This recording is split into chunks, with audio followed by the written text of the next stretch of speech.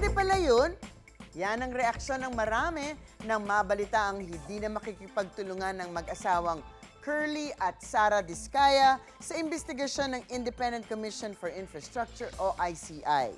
Ayon sa abogado ng mga Diskaya, inakala ng mag-asawa na mas malaki ang tsansa nila maging state witness kung makikipagtulungan sa ICI. Pero anila, sinabi raw ni ICI member Rogelio Singson sa isang panayam na sa ngayon ay walang qualified maging state witness. Ayon sa Office of the Ombudsman, misguided o mali ang gabay sa mga Diskaya. Ang issue na yan ang ating pag-uusapan. Ask me, ask Attorney Gabby.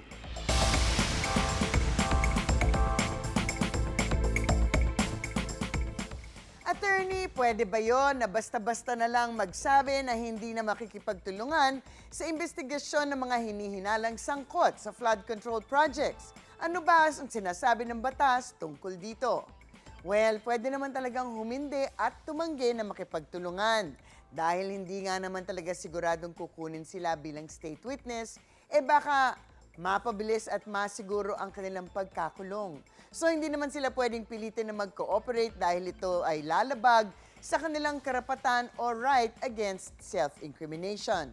Itong right na to ay isang karapatan na makikita sa Article 3, Section 17 of the 1987 Constitution at pag sinamang ang bawat tao ay may right against self-incrimination, ibig sabihin na hindi ka pwedeng tumistigo laban sa sarili mo. Hindi ka pwedeng pilitin na magbigay ng ebidensya para mahatulan kang guilty sa isang kaso.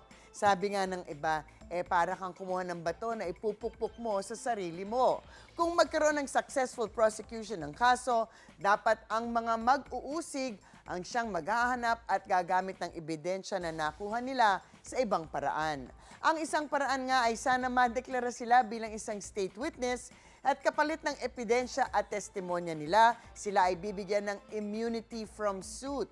Ibig sabihin, walang criminal liability o kulong na mangyayari dahil hindi na sila masasama sa kaso bilang akusado.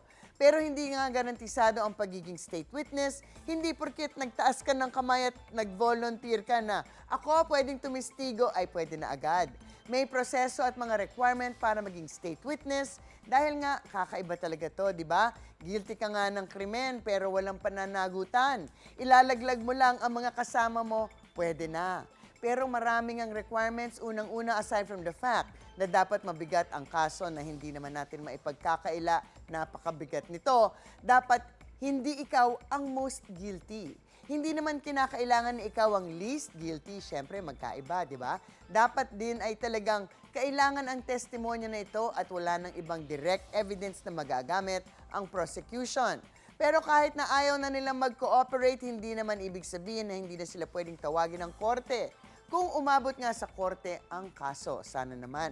Maaari pa rin silang patawag ng korte via a subpoena at sila ay maaaring ma-hold in contempt kung hindi sila sumunod.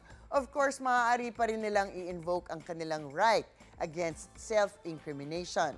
The court may impose monetary penalties at meron ding kulong sa mga ayaw sumunod sa utos ng korte nang walang legal justification.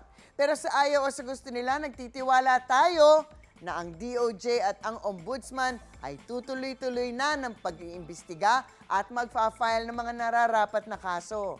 Hindi na kasi pwede na ipagpaliban pa o iwalis sa ilalim ng carpet, ika nga, at ibaon sa limot. Kasi nga, galit na ang mga tao, pero bilisan nyo na po. At baka mas maunang magwalis ng ebidensya ang mga sangkot sa mga krimen na ito. Hindi lang nga pagwawalis, nagsishred na nga daw yung iba. Nanonood po ang mga taong bayan, huwag biguin ang pag-asa ng mga tao na maitatama ang mga katiwalian at matitigil na ang pangungurakot sa kaban ng bayan.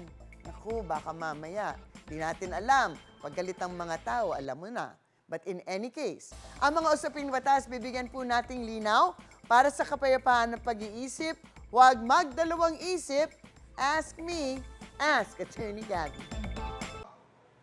Ikaw, hindi ka pa nakasubscribe sa GMA Public Affairs YouTube channel? Bakit? Mag-subscribe ka na, dali na, para laging una ka sa mga latest kwento at balita. I-follow mo na rin ang official social media pages ng Unang Hirit. Salamat, Kapuso.